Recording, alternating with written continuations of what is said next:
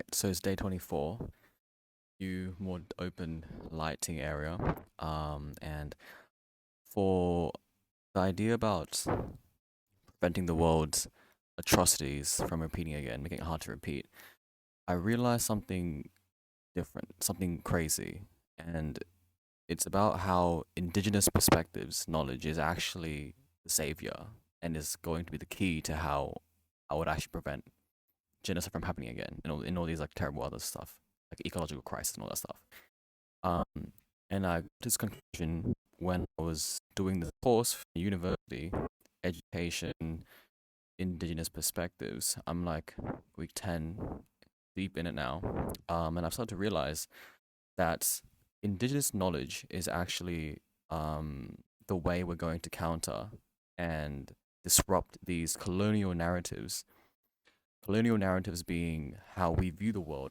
Like you know how I said that there's the dominant culture that's destroying everything. Dominant culture that prioritizes money and fun over wisdom. The other thing with this is that there's a lack of within a dominant culture there's a lack of responsibility and a lack of intergenerational perspective thinking. We kind of just, most of us, nearly all the friends I know, we just see our lives as just, oh, we make money and we take care of our family and that's it. That's our only really real responsibility. And we don't really have any responsibility towards the world, the earth, the land that we are on. And we also don't really think in generation. We only think in terms of like our generation and then our children, and that's it. We don't really think in terms of like the generation before or generation after. And this is all cumulative to the problem that we have today, in which it enacts this we see the land as just a resource to extract from, to plunder from, and because of that, that's how we're approaching the current ecological crisis that we have today. Because I've been reading this book, Pedagogy's Collapse by genius savant Michaelos, and I joined the book club with Humanities Restoration Project. It was a cool thing. I'll put a picture on here if I can. And the whole thing was about how like the world is gonna end because of the climate crisis, like relatively soon. It's just a matter of when. And we gotta do something about it. And the reason why it's happening is because of these fossil fuels and colonialism, which we just extract more and more and more. We want more and more and more from the resources, and that stems from this colonial plunder going to other countries and extracting land and resources and labor, and then bring it back to their country. And we got to fix that. We got to bring back indigenous perspectives, which actually see the land as nothing, not just a country, sorry, not just a resource, but something to like actually you're one with, because that is the necessity to how you can be alive.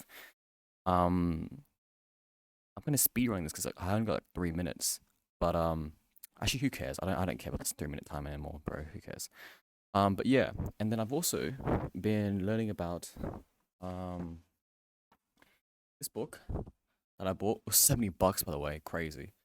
Gert Biesta, Awards in Education, and what he basically talks about is about how education shouldn't be just to make help students learn, but it's to learn for what, right? For who, for what reason you learn, and what he thought it we should be learning for the world around us, because when you're born into Earth, you're born into a world, and you can't you live upon this world.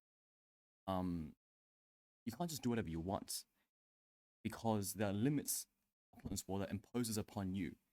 For example, it's like I can't really, I don't want to go into it. It'll take too long, but basically, it's about how education should not look to just be solely student centered to let the student do whatever they want, because that defeats the whole point of education. Because you have a teacher who's meant to be more knowledgeable, more come from a position who knows more and is more wise and can direct the student towards things that they don't even know that they might need, right?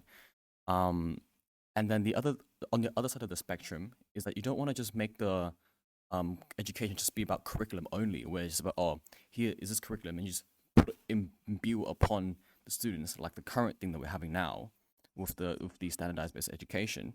Um, and so he is looking for kind of like a middle ground where you focus upon the world and the limits upon the world, and how does that then impact the student? So you guide them towards that direction But at the end of the day, they can still do whatever they want. You can't really restrict them. Still give them the freedom, and that's what BS calls the beautiful risk in education, which is where um, if you want an actual empowering education that actually allows the students to become like autonomous and uh, their own agent, rather like a subject of their own lives and in control rather than just an object of other people's lives and influences, you have to give them the freedom to decide what they want to do. And with that, obviously, becomes the risk that they might not do what you want them to do, right? But it's a beautiful risk, and that should be part of it. Because if we do make them do what we want to do, then you're no different from an authoritarian regime. Yes, you might have good intention. Yes, you might think that your way is the best way, but how can you be 100% sure that your way is the best way? Open mindedness is the key to honestly, I think everything. Um, and so that's kind of part of how I see and agree with Biesta's argument for the beautiful risk of education. Um, yeah, and to tie us all back, essentially, how does indigenous knowledge going to save the world? um, our society is suffering from this culture that's gonna fuck everything up, right? I said it before. People in society, nobody cares about the government. Nobody cares about how history works. Nobody cares about critical thinking. Nobody can actually see the broader systemic issues from the individual, and that leads to an erosion to the foundation, and therefore that allows people in power to more easily govern us and control us, and that could lead to worse living conditions in the short term, and then in the long term could lead to genocide, and that's kind of what we already see in Israel. So it's already happening again, and shit's pretty fucked up. And then the other thing I need to add to this map is also the ecological crisis, obviously, um, which is taking plunder more and more and more. And so through this course, I realized just how important indigenous perspectives are, like their worldview, their ontologies, and their epistemologies and their axiologies, right? And I really want to imbue that I within my future dream education system, because I think that is what really will change or move the needle to making genocide and all these other horrendous atrocities in the world harder to repeat. Because I can teach them critical thinking. I can teach them um like how history repeats and all that stuff.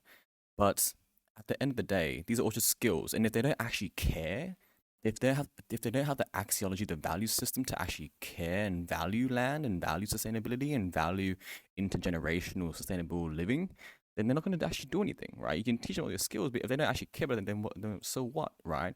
Same thing with the ontology. If they don't actually view their life as being interconnected, relational, the country around them and the environment, the other families and communities, then they're not going to do anything, right? Um, and so I realized that if I actually want to make change, I have to start, or nothing's going to change unless I change the worldview, the their positionality, right? Keaton I learned from the course. Um, but yeah, kind of went on a speed rant there.